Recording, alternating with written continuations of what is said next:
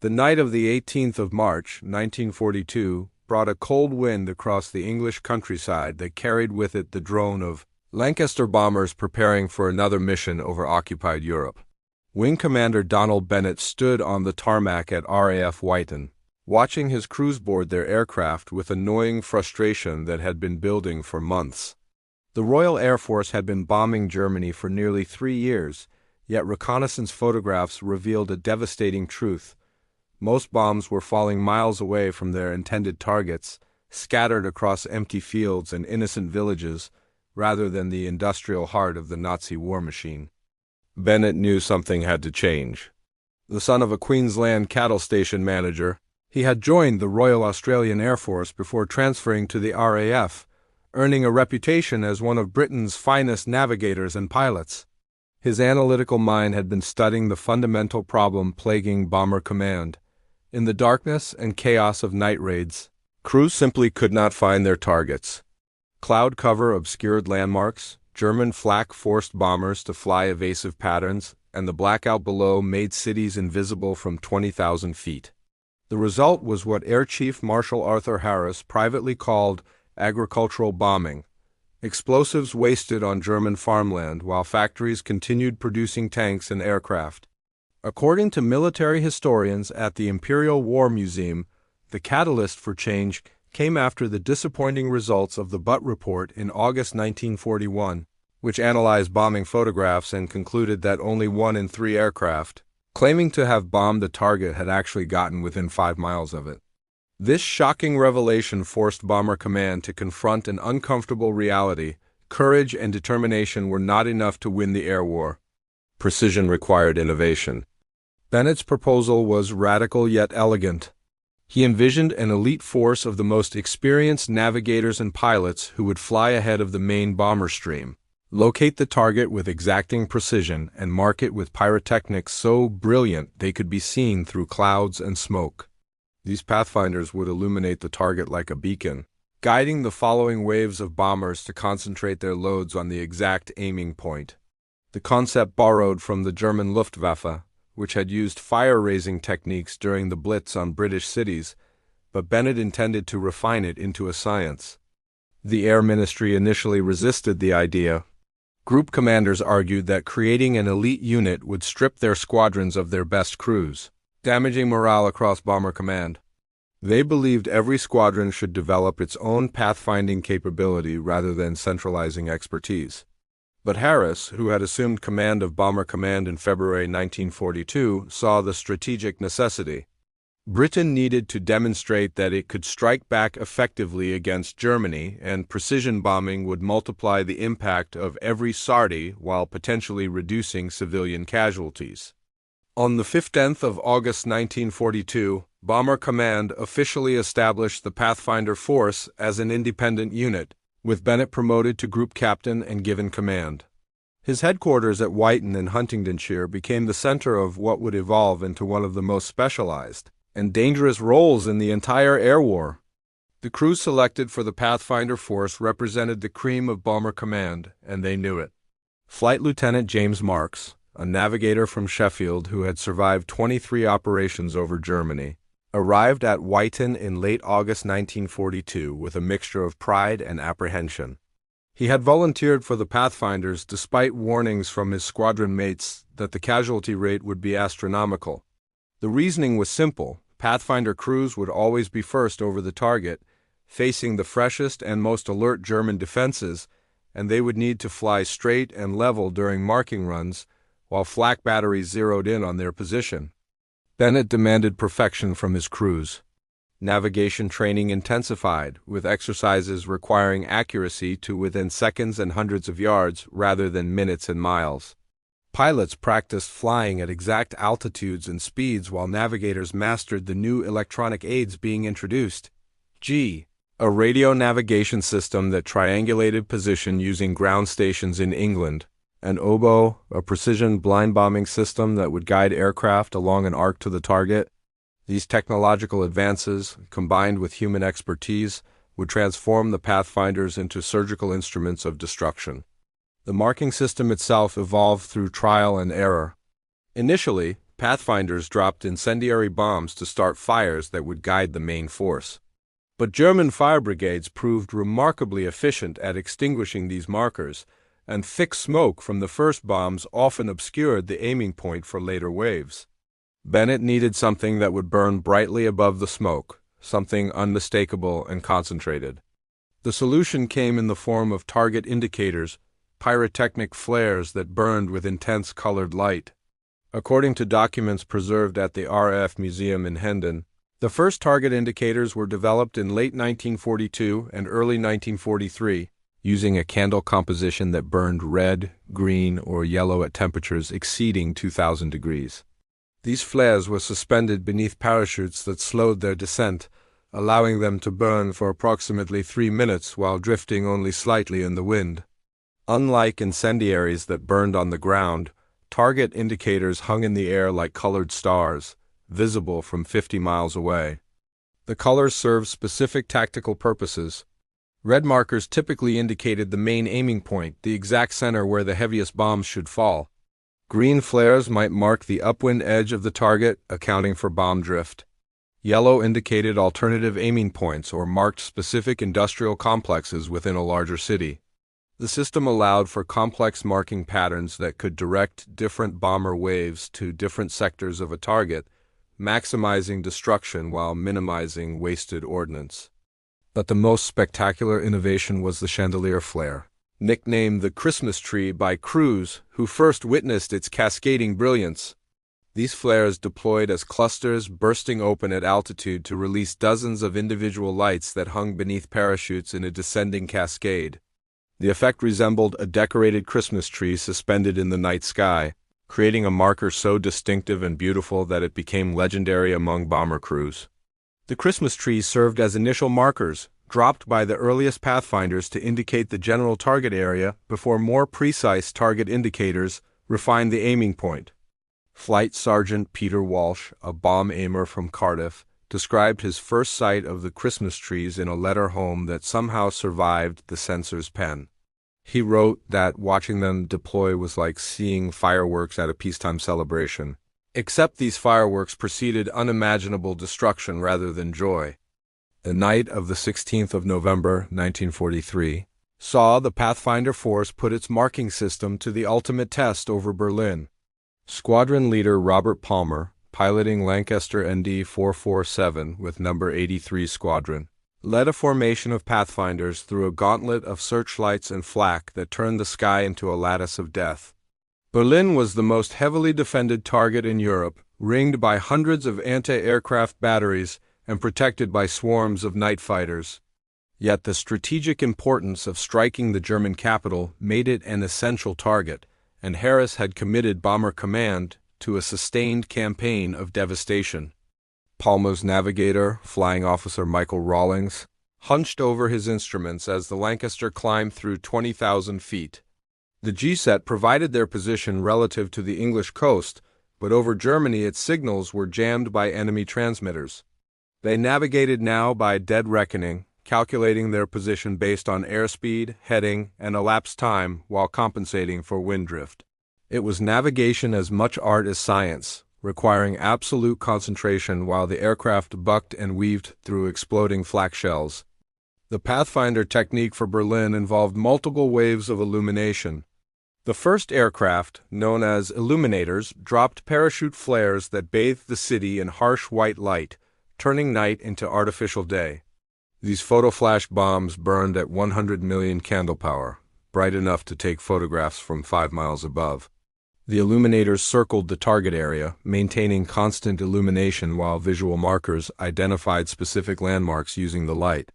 Palmer's role was as a primary visual marker, responsible for dropping the first target indicators on the exact aiming point. His bomb aimer, Sergeant Thomas Hughes, strained his eyes through the bomb site as Berlin materialized below in the flickering light of the flares. The Reich Chancellery, the Reichstag, the Brandenburg Gate landmarks, etched into his memory from countless intelligence briefings, became real geography spread beneath him.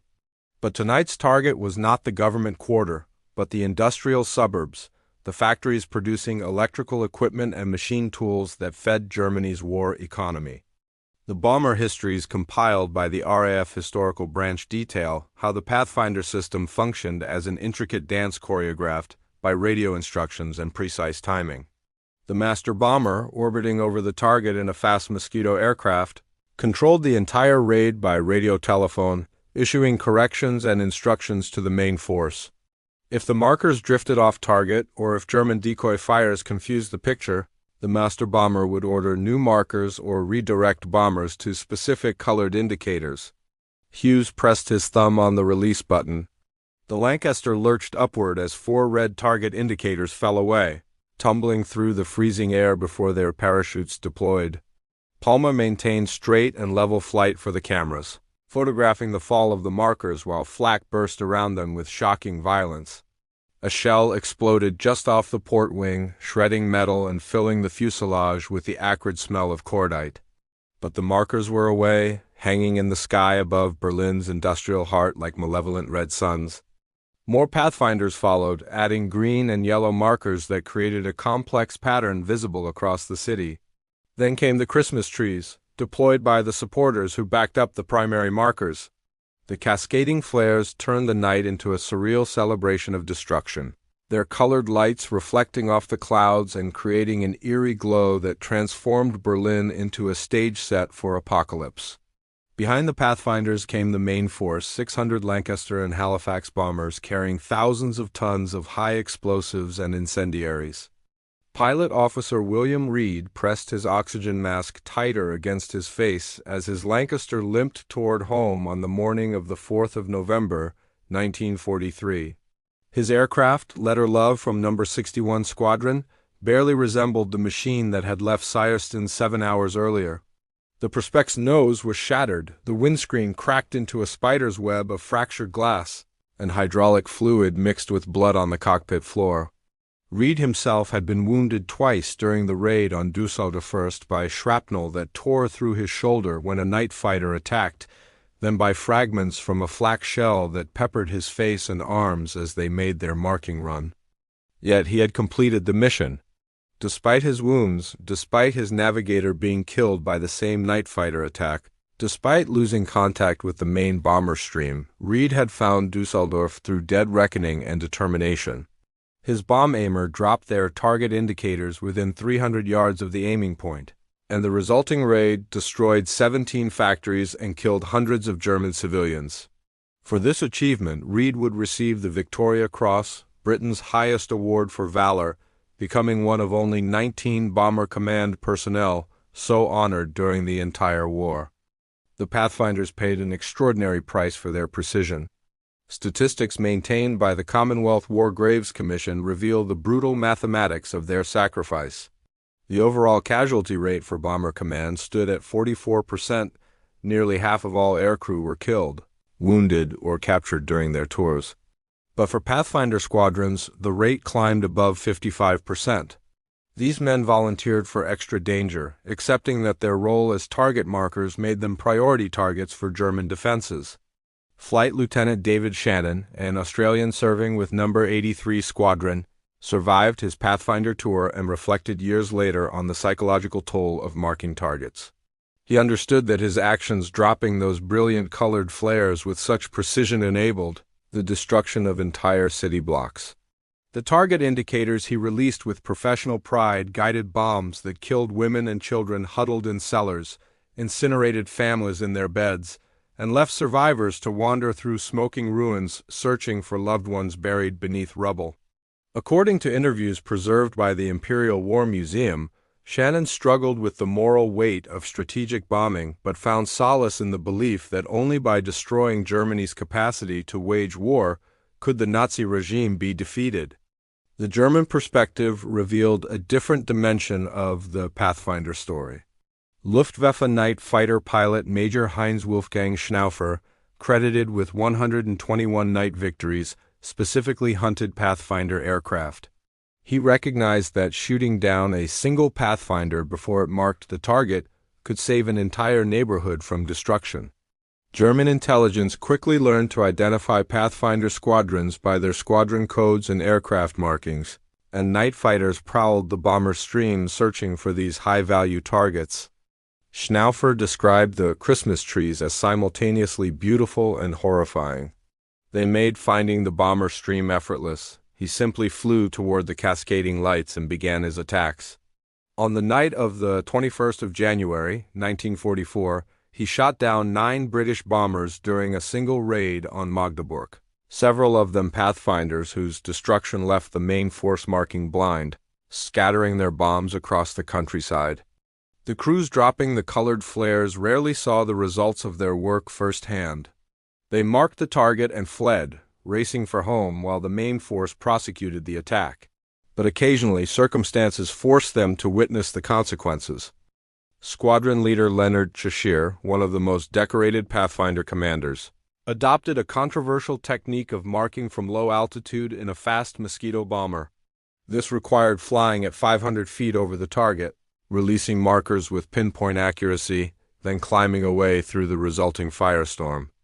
On the night of the 11th of September, 1944, Cheshire marked the U-boat pens at Le Havre from 300 feet, so low he could see French dockworkers scrambling for shelter. His red target indicators landed within yards of the aiming point, and he had to fly through the smoke and flame of the resulting attack. He later wrote that the precision possible from low-level marking troubled him deeply, as it removed any veil of distance between the act of marking and the human suffering that followed. The operations room at No. 8 Pathfinder Group headquarters resembled a theater more than a military facility. On the night of the 23rd of August, 1943, Group Captain Bennett stood before a large plotting table watching. Women's Auxiliary Air Force. Plotters moved colored markers representing his squadrons as they assembled over England before heading toward Berlin. Behind him, meteorological officers studied weather maps while intelligence officers briefed him on the latest German night fighter dispositions. The raid tonight would involve 727 aircraft, and Bennett's Pathfinders would guide every single bomb. The science underpinning Pathfinder operations had evolved dramatically since the force's formation. Electronic navigation systems had progressed from the relatively crude G system to the far more sophisticated H-2S ground mapping radar, which created a rudimentary picture of the terrain below regardless of weather or darkness.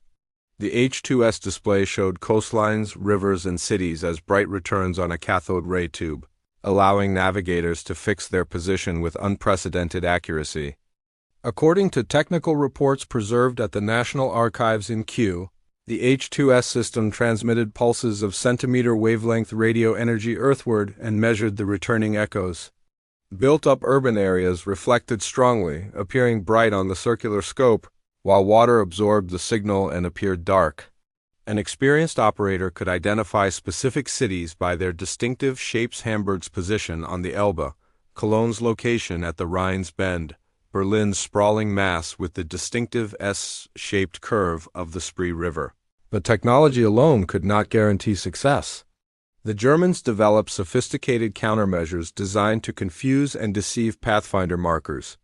Decoy target indicators, manufactured to burn with the same colors as British markers, were deployed by German fire brigades at dummy sites several miles from real targets. These Scheinfeuer, or false fires, could draw an entire raid away from the intended aiming point if the master bomber was not vigilant. The Luftwaffe also deployed specially equipped night fighters carrying infrared detection equipment that could identify aircraft exhaust from miles away. These Wild Sow, or Wild Boar fighters, were single-engine Messerschmitt 109 and Focke-Wulf 190 aircraft that flew directly into the bomber stream, relying on searchlights and flares to illuminate their prey. For Pathfinder crews already committed to straight and level marking runs, these fighters represented an almost unavoidable threat.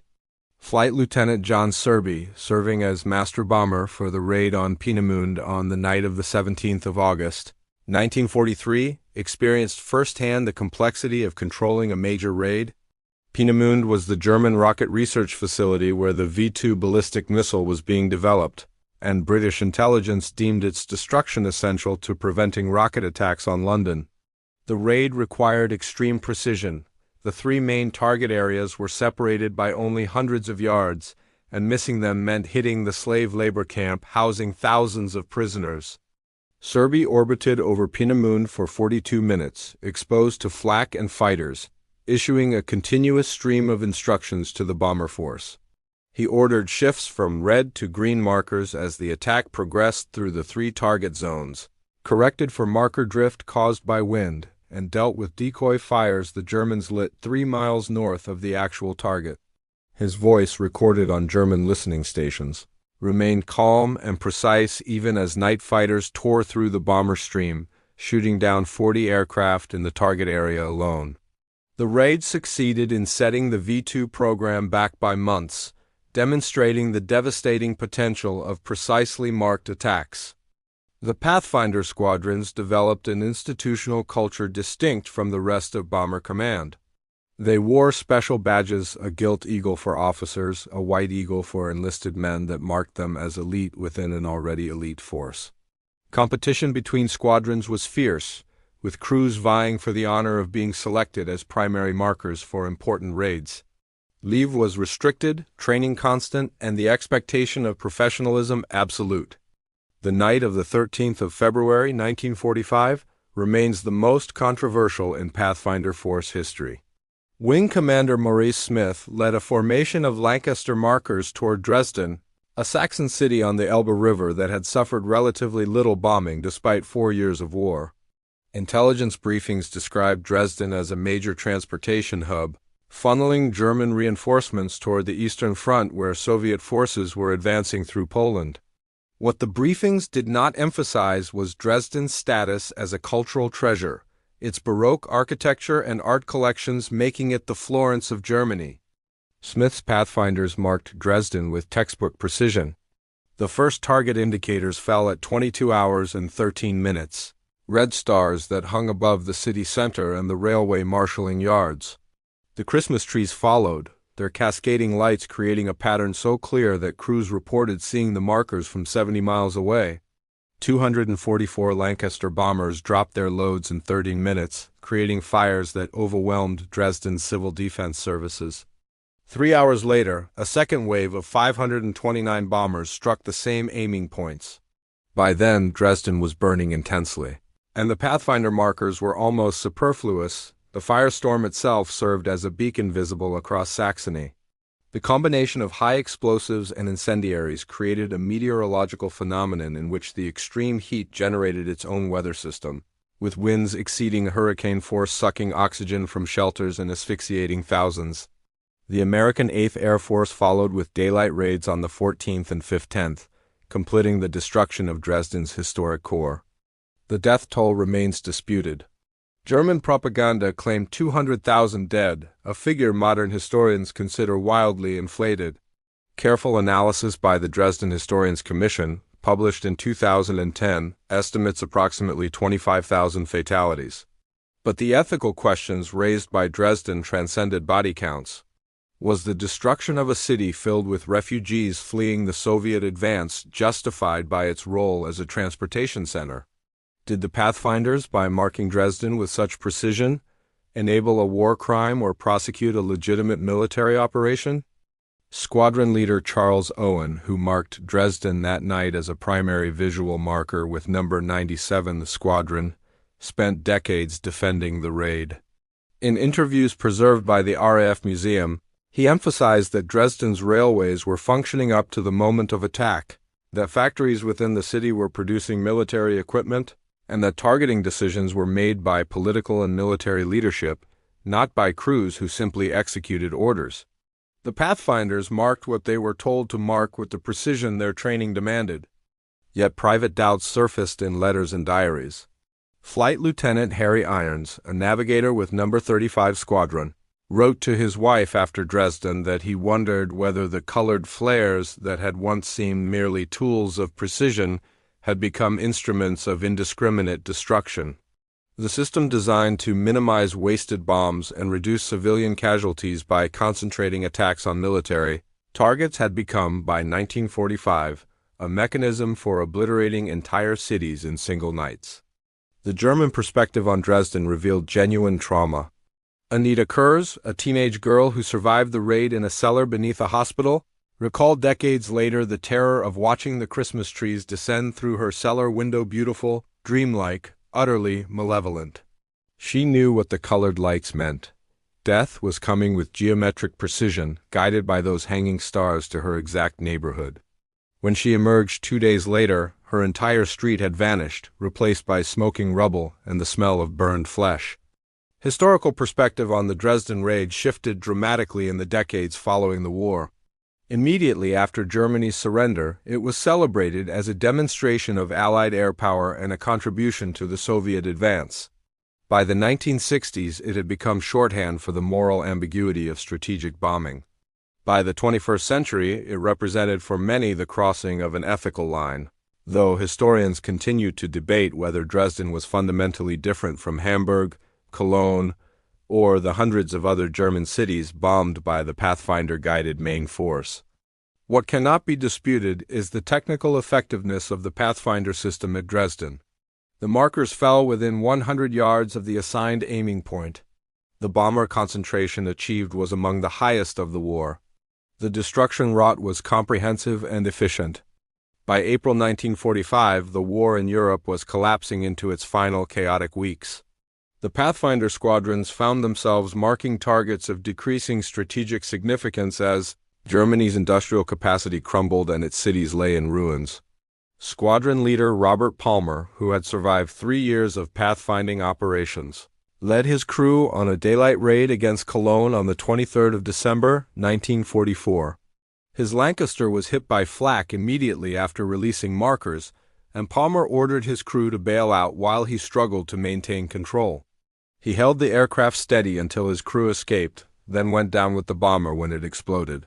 He received a posthumous Victoria Cross, the second awarded to a Pathfinder for extraordinary valor. The Pathfinder role evolved in the war's final months toward tactical support for advancing Allied armies. Target priorities shifted from industrial complexes to rail yards, troop concentrations, and fortified positions blocking the Allied advance. The colored markers that once guided attacks on Berlin now indicated German strongpoints at Calais, or fuel dumps in the Ruhr, or barracks suspected of housing SS formations. The strategic air war had become tactical, supporting ground forces rather than attempting to win the war through bombing alone. Flight Lieutenant David Shannon participated in the final Pathfinder-marked raid of the war against Berchtesgaden, Hitler's mountain retreat on the 25th of April, 1945. The raid was largely symbolic. Hitler was dying in his Berlin bunker, and Berchtesgaden had no military significance. But Shannon remembered the crystalline clarity of that April morning, the Bavarian Alps brilliant with spring snow and the colored markers falling against a backdrop of peaceful mountains. His bombs destroyed buildings where monstrous decisions had been made, but by then those decisions had already led to Germany's utter defeat. According to the official RAF history compiled after the war, the Pathfinder force flew over 50,000 sorties and dropped more than 25,000 tons of markers and flares during its 2 3/4 years of operations. 392 Pathfinder aircraft were lost to enemy action or accidents, representing approximately 8% of all aircraft deployed. But the casualty rate among crews was far higher due to the Pathfinder policy of completing extended tours. Many Pathfinder crews flew 60 or even 70 operations rather than the standard 30 required for main force crews. The technological legacy of the Pathfinders extended far beyond World War II. The precision marking techniques they pioneered influenced post-war developments in aerial warfare, from the formation of specialist bomber units within NATO air forces to the development of laser-guided munitions that essentially function as electronic descendants of the colored target indicators. The concept of separating target location from weapons delivery, of using specialized units to mark objectives for following waves of less specialized forces, became doctrine in air forces worldwide. Wing Commander Bennett, promoted to Air Vice Marshal by war's end, reflected in his memoir that the Pathfinders had solved a fundamental military problem: how to deliver aerial ordnance with sufficient precision to achieve strategic effects. The colored flares red, green, yellow, and the cascading Christmas trees were visible manifestations of a larger transformation in warfare, the application of scientific method and technological innovation to the ancient problem of destroying an enemy's capacity to fight. Yet Bennett also acknowledged the moral complexity of what the Pathfinders had accomplished. They had made strategic bombing effective, which meant they had made it more deadly. The precision that allowed bombers to hit factories also allowed them to obliterate residential neighborhoods, with terrifying efficiency. The same skills that destroyed submarine pens also reduced Dresden and Hamburg to ashes. Flight Sergeant Peter Walsh, the bomb aimer who had first seen the Christmas trees in 1943, survived the war and returned to Cardiff. In his final interview before his death in 1998, he was asked whether he was proud of his service as a Pathfinder. He paused for nearly a minute before answering that he was proud of his crew, proud of the courage shown by men facing death every night, proud of the skill with which they executed impossibly dangerous missions. Whether he was proud of what those missions accomplished, that question, he said, was beyond his capacity to answer. The Pathfinder Memorial at Huntingdon, unveiled in 1996, bears the names of 5,751 airmen who served with the Pathfinder force and did not return. The memorial centerpiece is a bronze statue,